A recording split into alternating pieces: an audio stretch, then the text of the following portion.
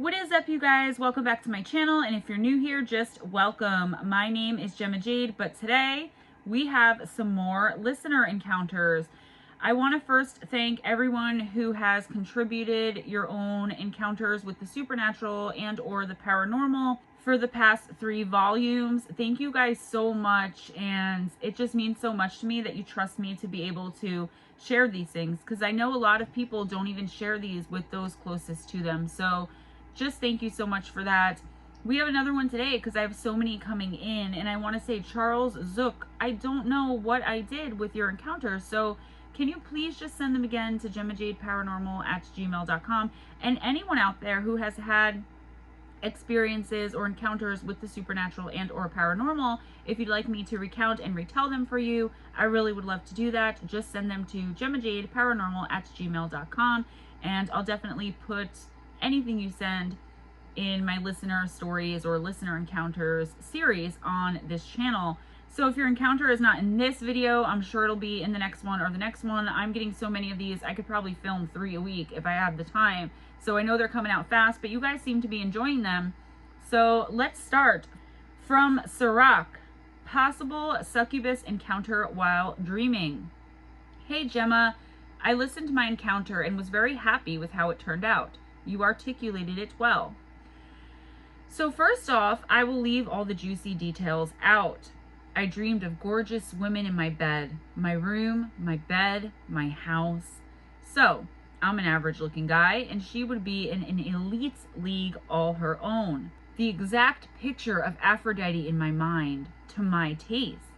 So it was like multiple fantasies all in one dream. I couldn't perform that many times if I tried, LOL. Now I'm an average man. I have sexual dreams, 99% of which I never finish up. I always wake up right before. It's also stupid and bizarre. This was not that. This was something else entirely. At some point in the dream, I begin to get lucid. I am looking at her, just entirely too gorgeous and perfect. Then I say to her, "Who are you? How did you get in here?" Meaning my bed. I will never forget the look on her face. Panic, like I was beginning to figure something out. She got up and started caressing my chest, saying, "Don't remember?" And an entire timeline just appeared in my head. Memories of me helping her move in next door. My neighbor had recently sold his house, so that kind of adds up. Clear, distinct memories. Also, she was very insistent that I not wear protection, which is also weird and something I would never do in real life. I've just always been that way. So after I started getting wise, the dream kind of just ended. When I woke up, I was just floored. I also felt kind of violated, unclean. And that look she had when I was getting wise, I'll never forget it. Let alone her doing things that usually a guy would have to pay for. Kind of like she knew exactly what turned me on specifically. Now I must admit, I fondly remember this dream. If I was to take all my sexual highlights from my life and roll them all into one experience, this was it. So first thing I thought of was a succubus. I could just imagine if she turned into an old decrepit hag lady. Oh, I just got crazy shivers. I guess I'll end on that note. I have a few other interesting dreams to share. Also, I've been thinking about my jellyfish encounter nonstop. It's really bothering me. Do I have an attachment perhaps? I don't know. I am literally obsessed with death. All things dark and macabre. I see death as perfect, a part of life to be honored and respected. We are only guaranteed one thing in life, and that's death. We only get one chance at it. Might as well approach it with grace and admiration as opposed to fear. See ya on the next live stream. Stay spooky. Sirach 1331. Sirach, thank you so much for sharing that. It definitely sounds like succubus activity. Was there actually a neighbor next door, or was that just like implanted memories? Please clarify that for me, because I'm very curious. Guys, this email got a little bit explicit, and I don't really know what I can and can't say about the monetization thing, and I try not to worry about that too much. So I did change a few words around, but I really hope I did it justice. Sirach is also the person from Listener Encounters Volume 3 that had the electronic, like 7-foot-tall jellyfish entity. It was crazy. If you didn't catch it, go back and listen, because I'm still trying to figure that out. I know it's bothering you. I can't even imagine what you must be going through, especially the reason that you're thinking it's demonic. I have been researching. I haven't found anything yet, but that doesn't mean that I won't. So hang in there and have faith in me. I will help you out as best I can, because I am definitely curious about it too. And I know Steve is as well. So Sirach, again, thank you so much. Our next encounter comes from Stella, and Stella is a regular in the live streams and in the comments. She is a fan of STEMMA, me and Steve, Gemma and Steve, Steve and Gemma, STEMMA, okay. She has been trying for weeks to send me this story, this encounter, but it just I keep getting half of it, and then I'll get the other half, but it's not together, but it's missing a piece in the middle. So I don't know what that was there, if something was trying to stop her from actually telling the story, but we persevered. We did not give up, and here it is. Hi again, Gemma. Attempt number 3. If this doesn't work, then I'll take it to my mother, or the universe does not want me to tell my tale. I'm a great fan and have just finished listening to your listeners' videos number 2. It got me thinking about a few things that have happened to me. One such incident is something I've not shared with a lot of people. My mother died in 1995. I remember one day waking up with the absolute certainty that something was wrong with her. At the time, I lived in Bristol, England, and my parents lived back home. Telephone lines were really dodgy then, not like now where everyone has a mobile phone. I spent all day trying to get in touch with her, more and more certain something was wrong. I couldn't. So, frantic and bawling my eyes out, I called my aunt, who was in another city, demanding to know what was wrong with my mom.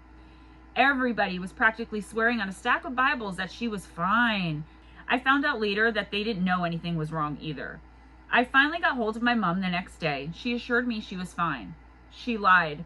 It turned out that she had a rare form of cancer. After that day, however, I would have the strong urge to call her. I would be told she was out and they weren't sure when she'd be back, or that she would be back in the evening if I wanted to call back then. When I spoke to her again, I'd ask how she was, and she would assure me that there was nothing wrong. She lied again. In the end, my dad told us what was going on, and we brought her over to the UK for treatment. It was one of those times while I sat with her in hospital that she looked at me and shook her head. She said, You are so in tune. I asked her what she meant, and she told me that every time she went into hospital, I would call. If not that day, then on the day she would be coming home, sometimes even on both days. She said I did it to the point where she told everyone that I would call and to tell me she was out, or if it was on the day she was coming home, to tell me to call back in the evening. I never missed a day. Suffice it to say that the treatment didn't work and I took her back home. I returned to the UK as, of course, I had to go back to work. Then the weirdest thing happened. One night I dreamt she came to me. She was dressed all in white. She said she was going now. In that dream, I held on tight to her clothes and told her, You can't leave me. You said you'd wait for me. I was still holding on to her clothes, refusing to let her go, and crying that she said she'd wait for me when I woke up. That morning, I got a call from my sister to say she died in the night. I still puzzle over the fight I had with her and what I said to her. She was adamant that I needed to stay, and I was absolutely determined that she would keep her promise. I've never been able to figure the whole thing out. That's it. That's my weird story. One of them anyway. Perhaps I'll be able to screw up enough courage to tell another sometime. They frighten me. I'm a wuss. If anyone has any idea what that fight and the words are, perhaps they could share it. Thank you so much for letting me share this story. I've only ever told 1 or 2 people, and I think they thought I lost my mind temporarily when I lost my mom. Feel free to use my name. Blessings, Stella. Stella, I understood it completely. I am really, really glad that you sent this in. Yay! Some people really do have that connection with their mother, that connection with their child. You know, a child's choking 3,000 miles away, and the mother calls the babysitter or the parent or whoever's watching the kid is like, go check on so-and-so, they're choking. It could go both ways like that. It just probably means you have this cosmic or soulmate connection with your mom, which does happen, by the way. Soulmates are real, but they're not what a lot of people think. Oh, that's my soulmate. Well, very well could be. But in my opinion, and from what I've learned from my research, is that soulmates are actually your soul's best friend, their mate in heaven, who helps them graph out their life chart for what they're going to do when they're born. I can get into a whole thing on my beliefs on that, but I don't want to start a religious debate. If you guys want to hear more about what I think about soulmates and heaven and hell and all that, I will gladly let you guys know. It won't be a religious thing, I promise, just some opinions. So soulmates can be anybody. They can be your child, they can be your mother, they can be, you know, your neighbor, and you just don't know it. So I definitely believe you probably had a soulmate, or at least a soul connection with your mother. That's not something a lot of people have. In the dream, you were probably just so desperate to have her hold on. You're dreaming, so a lot of things might be nonsensical, right? So telling her she has to keep her promise and asking her to stay, like maybe somehow she could. Maybe in your dream, that was the little girl in you reaching out to your mama, like, mommy, don't leave me. You never know. Stranger things have happened. I'm so glad this finally came through. And again, thank you so, so much for sharing it. I hope you do muster up the courage to send me some more, because I absolutely love telling these encounters and these stories for you guys, and hopefully doing them justice. So Stella, thanks, girl. What would a listener encounters video of mine be without an encounter or story from our very own Jason Zorn? Yes, he's back. I am working on a video just of Jason's encounters, experiences, and stories, as well as our friend Deb B. I'm also giving her her own, but I've decided to include one of each of their stories in this one too, because there are so many and they're just so interesting. So here we are. I have 3 stories of people I know personally who have died and went to hell. The third story is actually the most terrifying to me, because that's what's really changed me as far as how I treat people. The first story is a friend of mine named Mark. A medical event occurred causing him to go into emergency surgery. Due to medical malpractice, he died on the surgery table for nearly 30 minutes. He awoke to find himself naked in a dark earthen pit with slimy dirt walls. It was dark and cold, except for a light above him. Loneliness filled him and an overwhelming sense of dread. He cried out to God, but got nothing but muffled laughter coming from beneath him. He tried climbing the dirt walls around him, but to no avail. He sat and cried. Eventually, the light above him grew, and he felt a loving warmth that was tangible reach down and touch him. And then he was waking up on the surgery table, nurses and doctors running about doing things, and one of them said, "We have a heartbeat now, let's get him stable." He still suffers from the mistakes made with his IVs and other things, but he will never forget the real experience that he had had. And the simplicity of this is what really got me when I first read it. A lot of the times I don't read through the stories. I just see your guy's name, see that it's a story, and choose it. So it does take me a little bit longer to film because I'm constantly making mistakes. But the simplicity of this is what really gets me. There was no lake of fire or burning pit. It was just his own kind of personal hell, digging himself a deeper hole. I wonder what he was about in his life at that point in time. And Jason, if that's what changed you and turned you into the amazing and awesome person you are today, or at least if it helped, then I'm glad that the experience was had. Unfortunately, a friend had to suffer, but in my opinion, being a Christian, to us, that's what hell is, an eternal separation from God and our Lord and Savior. So I can definitely see this as being a real near-death encounter of hell. I totally 100% believe it. Story 2 is a lady I know who died in the hospital due to a heart attack. She found herself in a very dark place that felt so lonely.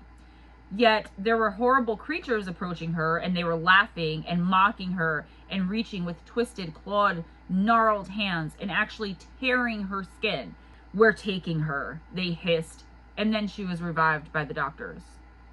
So yeah, this sounds a lot like what I mentioned in the 10 most commonly reported events in near-death experiences of hell. I know that's a mouthful, but I do have a video of it. I also have one of heaven and one of purgatory, or the waiting place, waiting space, coming out. So demons tearing at your skin, scratching you, literally ripping or chewing, eating your skin off your bone, while you feel every single touch that they give to you, right? Every single bite, every single tear, until you're nothing but bone. You're still alive feeling it, and the minute the last piece of skin or muscle or whatever is off you, it all grows back for the demons to be able to do it again. Welcome to hell. The third story was told to me by a very sweet old woman I'd met. She was homeless and living in her car, but she had the kindest smile. She told me she had died and found herself hanging upside down in this great void of darkness, and hands were reaching up to her, crying out in torment. And she cried out to God. And then it seemed to her like an angel approached beside her and placed his hand on her. And she begged of the angel, "Why am I here?" And the angel replied, "Because there's someone in your life that you have not forgiven yet." And she knew who the angel was speaking of. And then she forgave that person, and immediately she was back in her body. I knew her for over a year. Sweetest, kindest person ever. Unfortunately, she later passed away again. But now at least I know she's in heaven. Jason, thank you so much. Again, I always tell you guys, kindness is like forgiveness. It's for the person who's giving it. That is so true. Forgiveness is for you all. So you're not holding on to that hate. So it's not taking up space in your mind or in your heart. So always try your very best to forgive. Forgiveness does not have to equal reconciliation. Just because you forgive somebody, they don't even need to know that you forgive them. Always forgive, guys, even if you can't forget.